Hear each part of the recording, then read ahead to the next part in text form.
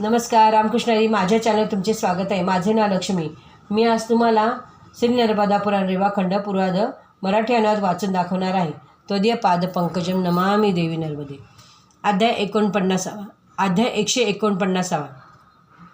लिंगवाराह तीर्थ महात्म्यवर्णनम। ओम नमो नर्मदाय। श्री मार्कंडेय उवाच तस्य वानंतर तीर्थ लिंगेश्वरमित श्रुतं देव दर्शनादेवदेवस्य यत्र पाप प्रणश्यति।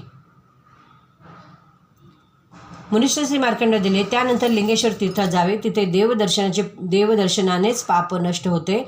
हे युधिष्ठिर, दानवाचा विनाश करून भगवान वराह रूप धारण करून श्री नर्मदाच्या तटावर स्थित झाले।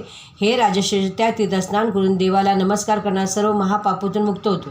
हे पांडुपुत्र, शुक्ल पक्ष व कृष्ण पक्षातील द्वादशीला उपवास करून भगवानाचे पूजन करावे। महाभाग ब्राह्मणांना दान, सन्मान, भोजन आदी परम भक्तीने दिल्यावर त्या पूजनाचे पुण्यफल ऐका।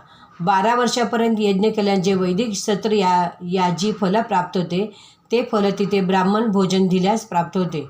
मनुष्याने स्नान करून पितृगणांचे व देवांचे पूजन करून त्याच्या चिंतनात मन लावून भगवानांसमोर स्थित होऊन द्वादश नामाचा जप करा। ती 12 नावे 12 महिन्यानुसार आहेत। बुद्धिमंताने प्रत्येक महिन्याच्या द्वादशीला भगवानाच्या 12 नावाचा जप करा। मार्गशीर्ष केशवाचे, पौषात नारायणाचे, माघात माधवाचे, फाल्गुनात गोविंदाचे, चैत्रात विष्णूचे पूजन करावे। वैशाखात श्री मधुसूदनाचे, ज्येष्ठात त्रिविक्रम देवांचे, आषाढात वामनाचे, श्रावणात श्रीधराचे स्मरण करावे।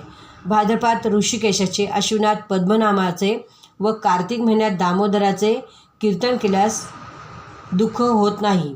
मासानुसार सांगितलेल्या नामाच्या पुन्हा कीर्तनाने वाणी व मनाद्वारे केलेल्या कर्मानुसार उत्पन्न झालेले पूर्व पाप निश्चितच नष्ट होते। स्वतः शुद्ध होऊन सतत डोळ्यांची उघडझाप करत, त्वरित पाहत, खात, मंत्ररहित इंद्रियादी व्यवहार करू नये।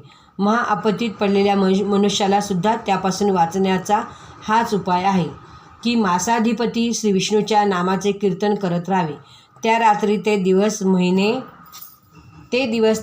ते वर्ष मनुष्याचे सफल व्यतीत होतात, ज्यात भगवान श्री विष्णूचे चिंतन होते। महाआपत्तीत पडल्यावरही ज्या पुरुषाच्या हृदयकमलातून क्षणभरही श्रीहरी विभक्त होत नाही, तो निशंश योगी पुरुष आहे। ते पुरुष भाग्यहीन व अति पवित्र भूमीचा केवळ भार म्हणून जन्म घेणारे, तसेच अज्ञानी पशु समान आहेत, जे भगवान श्री विष्णूच्या बाबतीत भक्ती नाहीत। ज्याची श्री विष्णूवर भक्ती आहे त्यांचे पृथ्वीवर सर्व मनोरथ पूर्ण होतात व निज शारीरिक व्यवहाराने ते जग पवित्र करतात। ते भक्त समर्थ व श्री विश्वभूषण आहेत।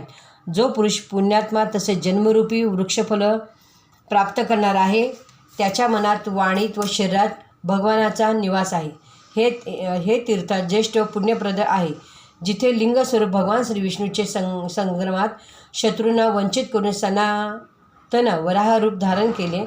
चंद्र सूर्य ग्रहणात अष्टका म्हणजेच मार्गशीर्ष अष्टमीपासून फाल्गुन कृष्णाष्टमीपर्यंत दोन्ही अयन तीर्थी तिळयुक्त जल शास्त्रानुसार जो पितृगणांना देतो त्यावर भगवान प्रसन्न होतात। स्वनासिकाचे तीव्र शब्द मेरू पर्वताच्या छिद्रांना पूर्ण करणारे, दुःखसागरात फेकलेल्या छोट्या मोठ्या नावेसमान उद्भवणाऱ्या वेगाने, रसाटाच्या मध्यभागी विशाल चिखलात बुडलेल्या बाहेर काढणाऱ्या बाणासमान, शेकडो फुतकरांनी प्रेरित द्वारायुक्त पीडित दशदिशांचे अगणित ध्वनी ऐकण्यास तिथं निश्चल वराहरूपधारी श्रीहरी सर्वांच्या शांतीसाठी असो। हा स्कंद पुराणातील रेवाखंडाच्या पूर्व भागातील लिंगवाराह तीर्थ महात्म्यवर्णन नावाचा 149वा अध्याय पूर्ण झाला। रामकृष्णारी, तुम्हाला व्हिडिओ आवडल्यास लाईक करा, शेअर करा। रामकृष्णारी, नर्मदे हर, नर्मदे हर, नर्मदे हर।